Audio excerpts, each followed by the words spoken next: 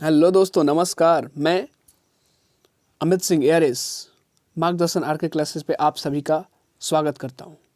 दोस्तों, इससे पहले हम लोगों ने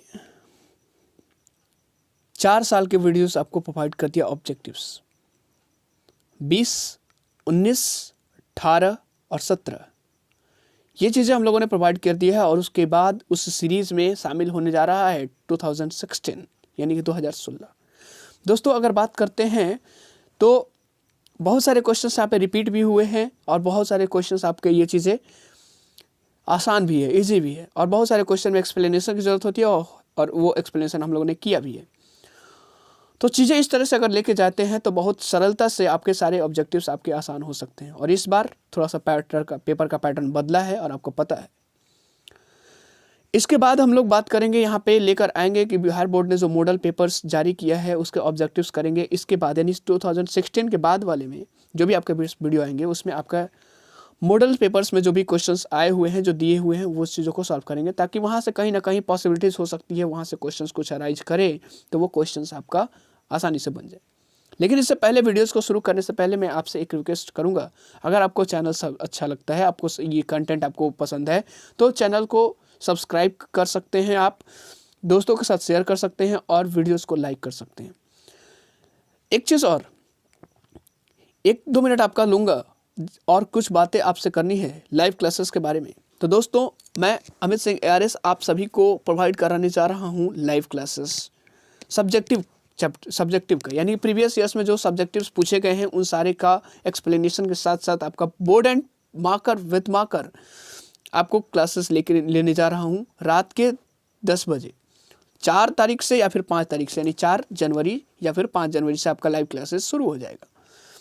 तो इस सेक्शन में इस तरफ से कितने लोग एक्साइटेड है, कितने लोग आपका चाहते हैं कि लाइव क्लासेस लिया जाए और कितने लोग इंटरेस्टेड है, कमेंट सेक्शन में ज़रूर बताएं, क्योंकि आपके ज़्यादा से ज़्यादा कमेंट और ज़्यादा से ज़्यादा आपके लाइक्स मुझे ये मोटिवेट करेगा कि लाइव क्लासेस जितना जल्दी हो सके ले।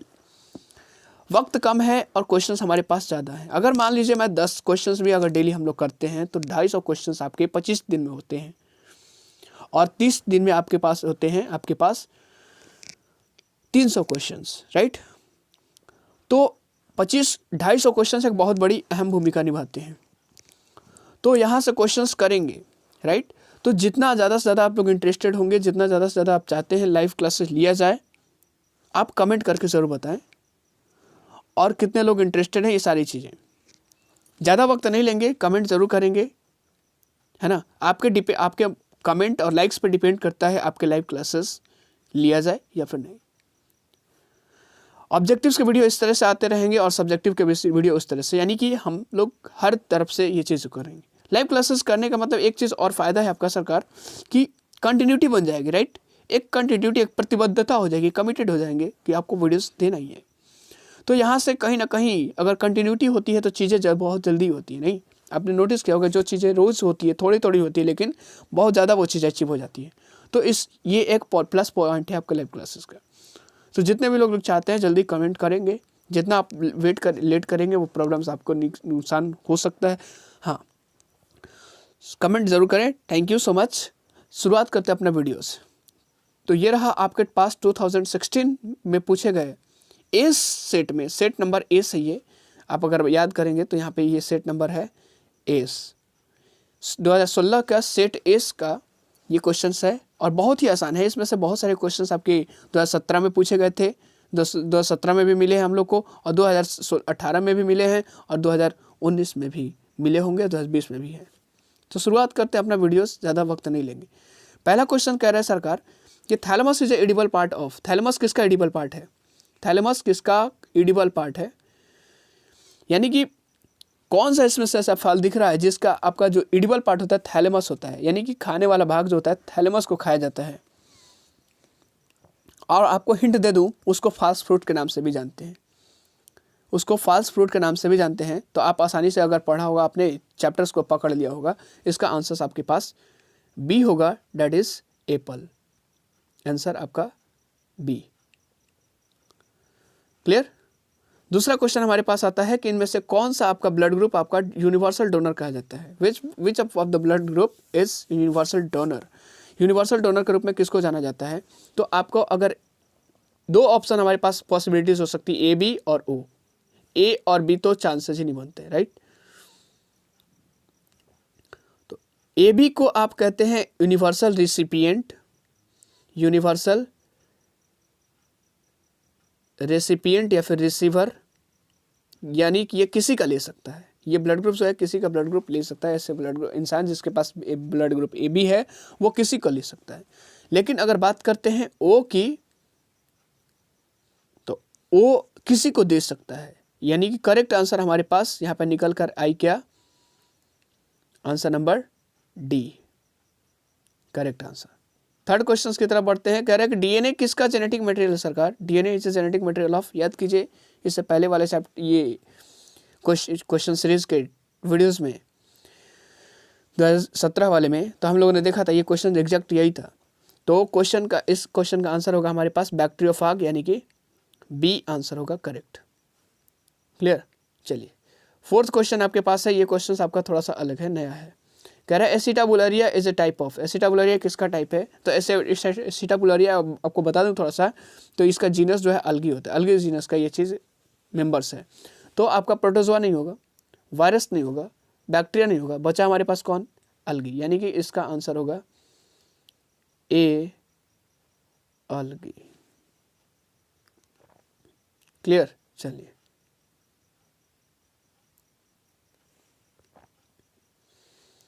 विच one is not a hermaphrodite animal. इसमें से कौन हर्माफ्रोडाइट एनिमल नहीं है? हर्माफ्रोडाइट कहने का मतलब बाइसेक्सुअल एनिमल, यानी कि जिसमें एक ही बॉडी में आपका मेल रिप्रोडक्टिव ऑर्गन भी हो और फीमेल रिप्रोडक्टिव ऑर्गन भी हो। ऐसा कौन सा है जो नहीं है हर्माफ्रोडाइट इसमें से? तो लीच आपका अगर बात करते तो है, अर्थवर्म है, टैपवर्म है, और आपका हाउस फ्लाई नहीं है, यानी कि मक्खी जिसको हम लोग बोलते हैं, नहीं। डी आपका ऑप्शन होगा यहाँ पे। सिक्स्थ क्वेश्चन आपके पास कह रहा है which one is a diploid structure. इसमें से कौन सा डिप्लॉयड स्ट्रक्चर है? तो ओवम आपका ये हैप्लॉयड है, तो ये आपका डिप्लॉयड स्ट्रक्चर नहीं है। एंडोस्पर्म भी आपका हैप्लॉयड है, ये भी आपका नहीं है। हाँ, लेकिन सी जाइगोट आपका हैप्लॉयड स्ट्रक्चर है, इसलिए आंसर आपके पास हो जाएगा सी। डी में आपका नहीं होगा। चलिए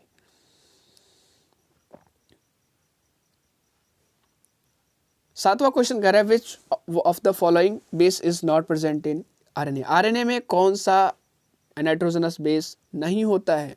दोस्तों आप अगर बात करता हूँ आपको याद करने की जरूरत नहीं होगी, एक बार देख लेंगे आप पूर्ति से याद हो जाएगी।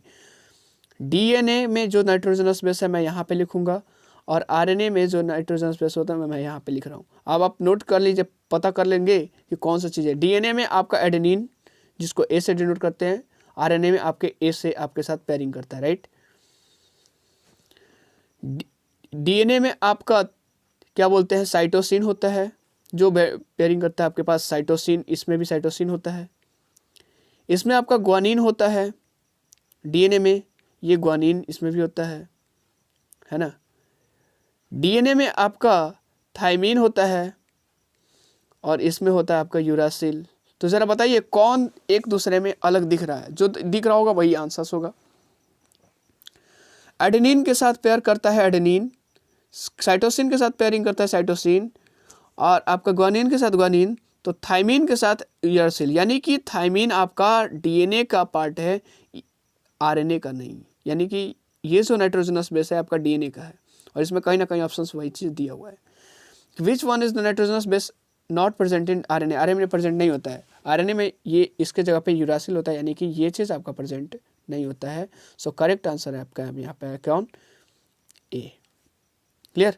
चलिए कह रहा है आठवां क्वेश्चन है malaria is caused by. Malaria किसके द्वारा कॉज किया जाता है जरा बताइए।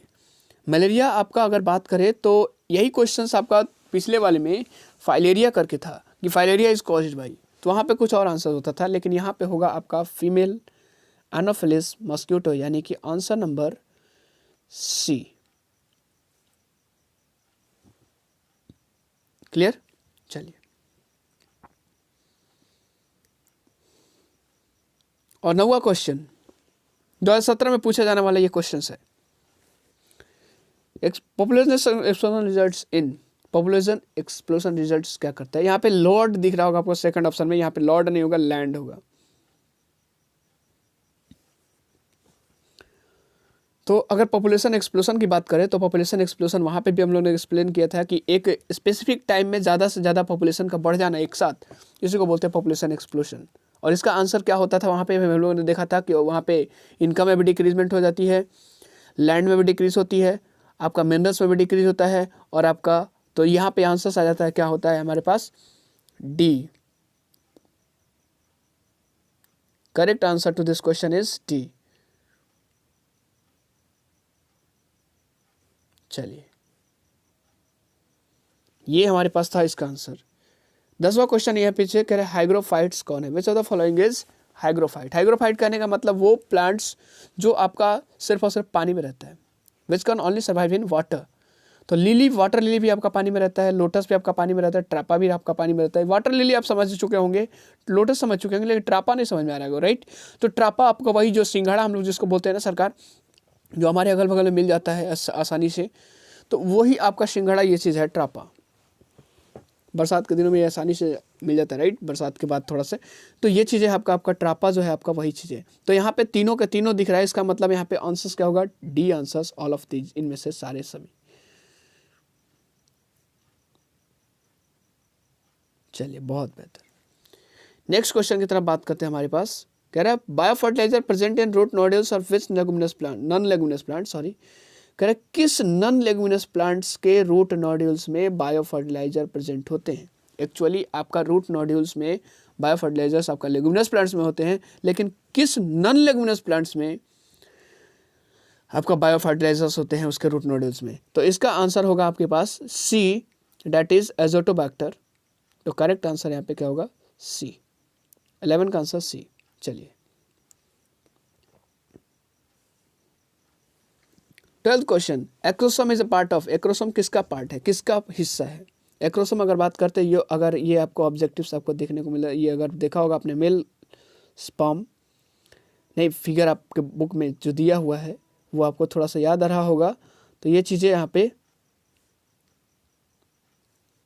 चीज़ें अगर देखा होगा तो ये चीज़ें याद आ रहा होगा। ये आपका इसका हेड वाला रीजन होता है, और यही आपका जो होता है एक्रोसोम का पार्ट होता है। एक्रोसोम इसी पार्ट में होता है, यानी कि head of human sperm. Clear. चलिए, हेड ऑफ ह्यूमन स्पर्म, यानी कि आंसर नंबर सी मिल जाता है इसका। क्लियर। चलिए, अगला क्वेश्चन आपके पास होता है कि theory of inheritance of acquired characters was given by. Acquired characters किसको बोलते हैं, जो कैरेक्टर्स आपके बाहर से लिए गए हैं, जो अडॉप्ट किए गए हैं, उसको बोलते हैं एक्वायर्ड कैरेक्टर्स। जो आपका जन्म से नहीं है, बाद में आया, तो वह इसको बोलते हैं एक्वायर्ड कैरेक्टर्स। और इसके अनुवांशिकी के थ्योरी, सिद्धांत किसने दिया था, तो ये चीज़ का दिया था आंसर, आपका आंसर होगा आपका बी, यानी कि लामार्क साहब ने दिया था। So correct answer to this question is none other than B. चलिए, ये क्वेश्चन भी पिछला था। Leprosy disease is caused, leprosy disease किसके द्वारा कॉज किया जाता है। तो लेप्रोसी अगर बात करें तो ये क्वेश्चन पिछले, ये अगर 2017 में बात करें तो ये क्वेश्चन पूछा गया था, लेकिन वहाँ पे दूसरे तरीके से था। कह रहा है कि वो उनमें से, वहाँ पे क्वेश्चन था उनमें से कौन सा आपका बैक्टीरियल डिजीज है। तो वहाँ पे ऑप्शन था आपका टाइफाइड था, ये लेप्रोसी था, और बहुत सारे चीज़ था। नहीं, तो यहाँ पे भी आपका आंसर होगा bacteria, leprosy is a bacterial disease, यानी 14th का भी आंसर हमारे पास आता है ए। यानी 13th का आंसर बी और 14th का आंसर ए। कह रहा है which of the following micro organism is used in alcohol industry. Alcohol industry में किस माइक्रो ऑर्गेनिज्म का यूज़ किया जाता है, यानी कि किस और माइक्रो ऑर्गेनिज्म की मदद से अल्कोहल इंडस्ट्री में अल्कोहल का प्रोडक्शन किया जाता है। तो अगर आपको याद आ रहा होगा तो बियर इंडस्ट्री में क्वेश्चन था वहाँ पे, तो बियर या वाइन इंडस्ट्री था, तो वहाँ पे आंसर आया था आपका ईस्ट। तो अल्कोहल हो, बियर हो, या फिर आपका ये वाइन हो, इन सारे चीज इंडस्ट्रीज में आपका यूज़ किया जाता है ईस्ट का, क्योंकि फर्मेंटेशन में मदद करता है आपका ईस्ट, यानी ए आंसर इसका होगा। करेक्ट। क्लियर। चलिए, नेक्स्ट क्वेश्चन हमारे पास 16th question number, that is कह रहा है कि in wheat pollinating agent is. कह रहा है कि गेहूं में जो पॉलिनेटिंग एजेंट है, जो पॉलिनेशन करने में मदद करते हैं, वो कौन सा होगा, मैन होगा या फिर बर्ड्स होगा, या फिर इंसेक्ट होगा, या फिर विंड होगा। अगर आपने अच्छे से नहीं पता होगा तो आप क्लिक कर देंगे मैन, और जो कि गलत है। तो यहाँ पे मैन नहीं होगा, यहाँ पे चीज़ें सिर्फ और सिर्फ क्या होगी, विंड होगी, हवा की वजह से, हवा से पॉलिनेशन होता है। A wind. क्लियर। चलिए, कह रहा है which of the following is related to sequential evolution. Very good question to you. कह रहा है कि सेक्वेंशियल इवोल्यूशन से कौन सा आपका रिलेट करता है, कौन सा संबंध रखता है। सेल्फ पॉलिनेशन एक ऐसा पॉलिनेशन जिसमें आपकी क्या बात करते हैं, एक ही प्लांट में, मान लीजिए ये प्लांट है आपके पास, ये आपका मेल रिप्रोडक्टिव पार्ट है, और ये आपका सपोज कीजिए एक मेल रिप्रोडक्टिव पार्ट और एक आपका फीमेल रिप्रोडक्टिव पार्ट है ना।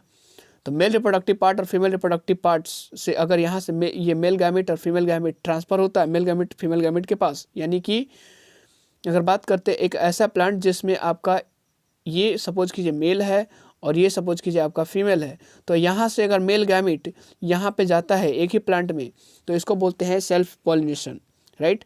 लेकिन अगर यही चीज़ अगर बात करते हैं चीज़ें, तो एक में आपका मेल, दो प्लांट है हमारे पास एक ही तरह के, और एक में आपका मेल है और एक में आपका फीमेल है, यानी कि एक बॉडी में एक ही आपका रिप्रोडक्टिव ऑर्गन्स है। तो ऐसे, और यहाँ से आपको क्या कर रहा है, कोई भी चीज़ें, मेल गैमेट जो होता है आपका फीमेल बॉडी के वाले प्लांट्स पे जाता है पॉलिनेशन करने के लिए, तो इसको बोलते हैं आपका क्रॉस पॉलिनेशन। वेजिटेटिव प्रोपगेशन आपने पता होगा एसेक्सुअल रिप्रोडक्शन का जो टाइप है हमारे पास, जहाँ पे हम लोगों ने कटिंग देखा था, ग्राफ्टिंग देखा होगा, ये लेयरिंग, ये सारी चीज़ थी यहाँ पे, ये चीज़ें वहाँ पे थी, सी ऑप्शन, राइट। हाइब्रिडाइजेशन आपका वो चीज़ नहीं है, हाइब्रिडाइज्ड सीडो को हाइब्रिडाइज किया जाता है यहाँ पे, वो चीज़ें। तो इसका करेक्ट आंसर होगा हमारे पास B, that is cross pollination. 17 का आंसर बी। क्लियर।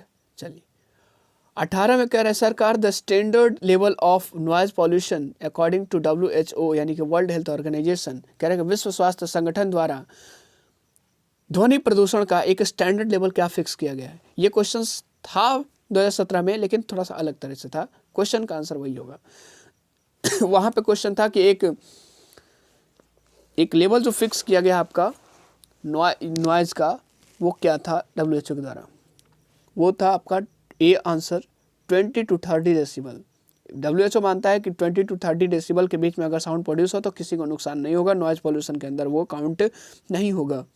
सो इसका आंसर आपके पास बेशक हो जाएगा ए, दैट इज 20 to 30 डेसिबल। और अगर बात करते हैं 19 की, तो 19 में कह रहा है कि flow of energy in A food chain में जो फ्लो ऑफ एनर्जी होता है किस तरह से आपका होता है, यूनिडायरेक्शनल होता है, बाई डायरेक्शनल होता है, मल्टी डायरेक्शनल होता है, या फिर ऑल ऑफ दिस। तो यहाँ पे डेफिनेटली चारों तो नहीं होगा।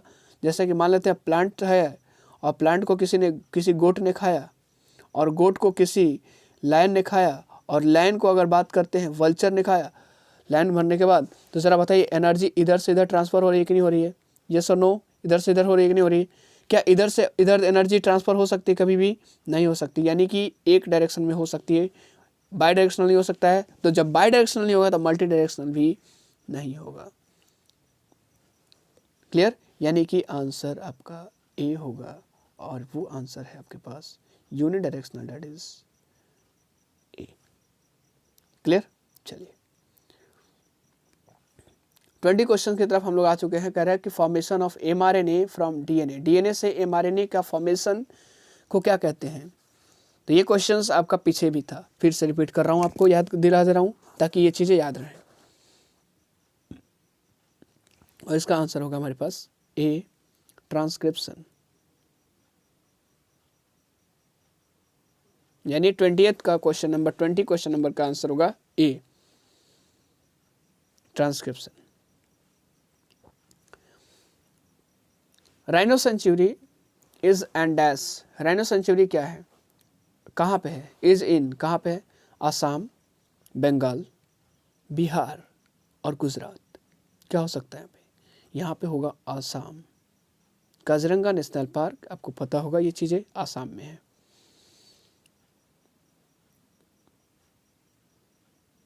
और काजीरंगा नेशनल पार्क जो है आपका राइनो के लिए ही है। तो 22nd क्वेश्चन की तरफ हम लोग आ गए हैं। कह रहे हैं 1:2:1 रेशियो इज अ क्रॉस, सो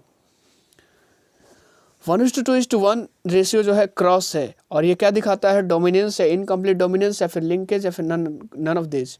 तो ये कहीं ना कहीं आपका डोमिनेंस दिखाता है। सो 22 का आंसर भी आपका ए हुआ। ये क्वेश्चन नंबर जो था आपका 10th में भी पढ़ना था और आपके 12th में भी है।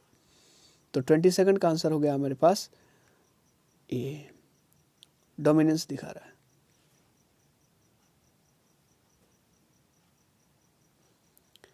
Mail hormone is produced from, male hormone किसके द्वारा प्रोड्यूस किया जाता है सरकार?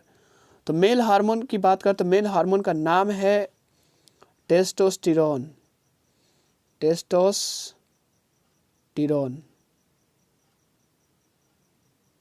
और इसको प्रोड्यूस करने वाले का नाम है स्पर्म, सॉरी स्पर्म नहीं होगा, टेस्टिस, जो कि मेल रिप्रोडक्टिव ऑर्गन है। टेस्टिस आपका सिंगुलर है और इसका प्लूरल होता है आपका टेस्टिस। अंतर जरा देखिए, आई यहाँ पे है और यहाँ पे ई है, ठीक है, आई सिंगुलर हो जाएगा और ये ई वाला प्लूरल हो जाएगा। तो ये चीज़ आपका आंसर होगा, यानी कि करेक्ट आंसर इसका अगर बात करते हैं तो सी। फीमेल हार्मोन का नाम है आपका, दो चीज़ होता है आपका, प्रोजेस्टेरॉन, लगे हाथ यहाँ पे आते हैं तो बात कर लेते हैं, प्रोजेस्टेरॉन, और आपका होता है एस्ट्रोजन, ओ से स्टार्ट होता है एस्ट्रोजन, और दोनों को सेक्रेट करने वाले हमारे पास जो प्रोड्यूस करने वाले हैं वो है आपके पास ओवरी, राइट। और ओवरी आपका फीमेल रिप्रोडक्टिव ऑर्गन है। ओवरी आपका सिंगुलर है और इसका जो प्लूरल होता है वो होता है ओवरीज। क्लियर? चलिए, यानी कि इसका आंसर हमारे पास male hormone is produced from आपका टेस्टिस, यानी कि आंसर नंबर सी।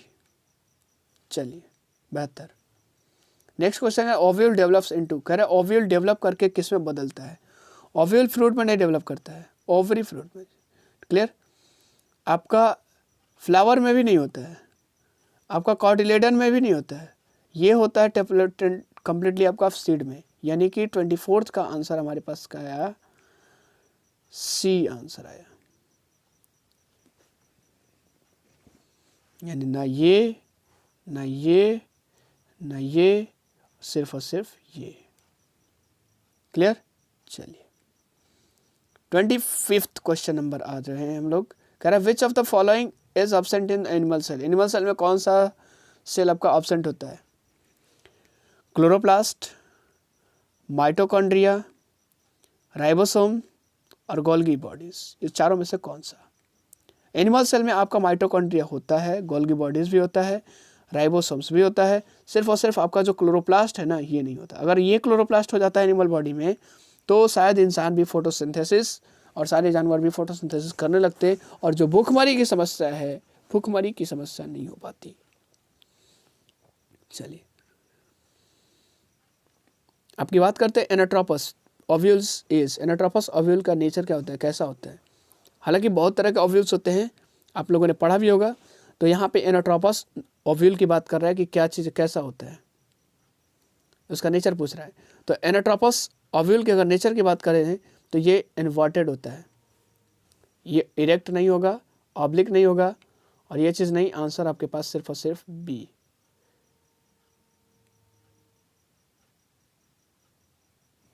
क्लियर? 26 का आंसर नंबर बी। अगला क्वेश्चन हमारे पास लोकस्ट। लोकस्ट इज, लोकस्ट क्या है? लोकस्ट आपने ग्रास होपर्स अगर देखा होगा तो ग्रास होपर्स की तरह जस्ट सेम टू सेम थोड़ा सा वैसे ही होता है, थोड़ा सा हल्का सा चेंजिंग होता है। तो वो उसी के बारे में बात कर रहा है, और जिस तरह से जो नेचर आपका ये ग्रास होपर का होता है वही चीज़ आपका लोकस्ट का होता है। तो बताइए कि लोकस्ट क्या है आपका? प्राइमरी प्रोड्यूसर है, प्राइमरी कंज्यूमर है, प्रोड्यूसर है, या दोनों है, या फिर नन ऑफ दिस है? तो इसका आंसर आएगा, आपको भी पता है ग्रास होपर क्या है ना, तो ग्रास होपर से आपको पता चल जाएगा कि इसका क्या नेचर होगा। तो ये चीज़ आपका है प्राइमरी प्रोड्यूसर, यानी कि आंसर नंबर बी।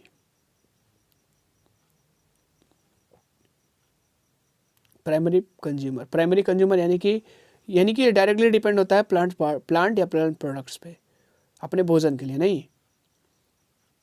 प्रोड्यूसर जो भोजन को प्रोड्यूस करते हैं, अब वो तो हो नहीं सकता है, और सेकेंडरी कंज्यूमर किसको बोलते हैं? जो प्राइमरी प्रोड्यूस कंज्यूमर को खाते हैं। जैसे अब अगर बात करते हैं इस ग्रास हॉपर्स को कौन खाएगा? स्नेक या फिर फ्रॉग, जो भी चीज़ें, तो यहाँ पे ये आपका सेकेंडरी कंज्यूमर हो जाएंगे। कह रहे हैं the main source of energy in ecosystem, in एक इकोसिस्टम में आपका जो एनर्जी का जो सबसे मुख्य स्रोत है वो कौन सा है? ग्रीन प्लांट्स, सन, विंड और all of this. Green plants अगर आप सोचेंगे तो थोड़ा सा सही भी है, सपोज कर रहे हैं, लेकिन क्या पूरी तरह से सही है? लेकिन अगर सन ना रहे, जरा सोचिए, कल्पना कीजिए, जब सन ना रहे तो क्या ग्रीन प्लांट्स अपना भोजन बना पाएगा? नहीं बना पाएगा। ये चीज़ तो हो ही नहीं सकता है। तो यहाँ पे करेक्ट आंसर हमारे पास क्या होगा? B, that is sun. Clear? यानी कि करेक्ट आंसर हमारे पास है सन। तो दोस्तों ये रहा आपके पास 2016 में पूछे गए सारे के सारे सवाल। तो कैसा लगा आपको? कमेंट करके हमें ज़रूर बताएं, और लाइव क्लासेस के बारे में जो भी चीज़ें हैं आप ज़रूर कमेंट करके ज़रूर बताएंगे, ताकि हम लोग 4 तारीख या 5 तारीख से आपका लाइव क्लासेस लेकर आ सकें। जितना जल्दी होगा उतना ही बेहतर होगा, राइट? सो धन्यवाद दोस्तों। It's all for today. Thank you class. Have a nice day. Stay healthy, stay live, stay happy forever.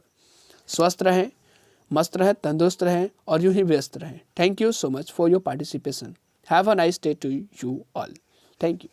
दीजिए अमित सिंह एयरिक्स को इजाज़त, ताकि मैं अगला वीडियोस आपके लिए ला सकूं। Thank you.